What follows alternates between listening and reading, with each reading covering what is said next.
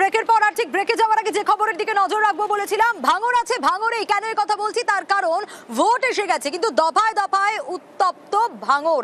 কাল রাতভর ঠিক কি কি ঘটনা ঘটেছে একটু আপনাদের সামনে যদি রাখি, তাহলে প্রথমেই ছবি দেখাই। তৃণমূল নেতা খায়রুল ইসলাম, খায়রুল ইসলামের ওপর হামলার অভিযোগ। আহত এই খায়রুল ইসলাম কে? তিনি শওকত ঘনিষ্ঠ। শুধু তাই নয়, খায়রুল সহ আরো 4 জন আহত বলেও খবর পাওয়া যায়। গাড়ি ভাঙচুরের অভিযোগ ওঠে, মাথা ফেটে গেছে বলে অভিযোগ ওঠে। ঠিক কি ঘটেছে, কাদের বিরুদ্ধে এই অভিযোগ, আরো বিস্তারিত এই বিষয়ে জানাতে পারবে আমার সঙ্গে রয়েছে আমার প্রতিনিধি। জানতে চাইবো তার কাছ থেকেই আরো বিস্তারিত এই বিষয়ে জানাতে পারবে কল্যাণ রয়েছে আমার সঙ্গে। কল্যাণ, এক্স্যাক্টলি ঠিক কি ঘটেছে, কেন এরকম একটা সিচুয়েশন তৈরি হলো ভাঙরে?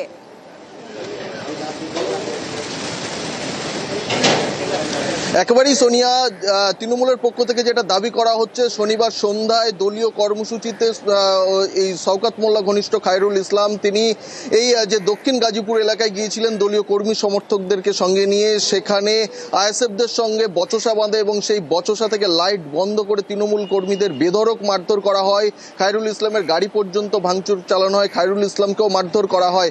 এই ঘটনায় আহত অবস্থায় তাদেরকে উদ্ধার করে জিরানগাছা গ্রামীণ হাসপাতালে ভর্তি করা হয় এবং সেখান থেকে একজনের অবস্থা আশঙ্কাজনক হওয়ায় তাকে এমআর বাঙ্গুর হাসপাতালে ভর্তি করা হয়। এই ঘটনার পর ঘটনাস্থলে পোলেরহাট থানার পুলিশ কর্মীরা তারা ঘটনাস্থলে যায় এবং এলাকা ফাঁকা করে দেয়। তবে এই যে ঘটনা ঘটেছে, সেই ঘটনা নিয়ে এলাকার সাধারণ মানুষজন কিন্তু যথেষ্ট আতঙ্কিত। খবর পাওয়ার সঙ্গে সঙ্গে ক্যানিং পূর্বের বিধায়ক তথা ভাঙড়ের অবজারভার তিনি জিরানগাছা গ্রামীণ হাসপাতালে আসেন এই যে যারা আহত হচ্ছে তাদেরকে দেখার জন্য। সোনিয়া, বেশ, সঙ্গে থাকো কল্যাণ।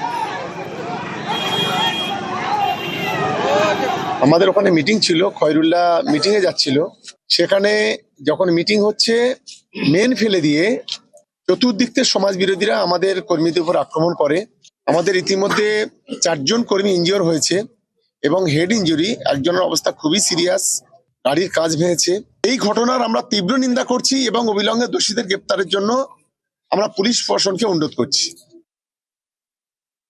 আমরা এতবার মার খেয়েছি, এতবার জেল কেটেছি, একটা প্রমাণ দিতে পারবে যে আমাদের ছেলে মেরেছে ওখানে? একটা প্রমাণ দিক। ভিডিও তো বলছে নাকি করেছে, দেখাক যে এই ছেলেটা আইএসএফ এর এটা নেতৃত্ব মেরেছে। জনরোষের শিকার হয়ে যাব বুঝতে পেরেছে, সেই জন বেরিয়ে আসছিল। বরঞ্চ বেরিয়ে আসার সময় তার গাড়ির ধাক্কাতে বেশ কয়েকজন আহত হয়েছে, গুরুতর আহত হয়েছে। এর জবাব কিন্তু প্রশাসনের মাধ্যমে আমরা নেব। ওই যে বলছিলাম, দফায় দফায়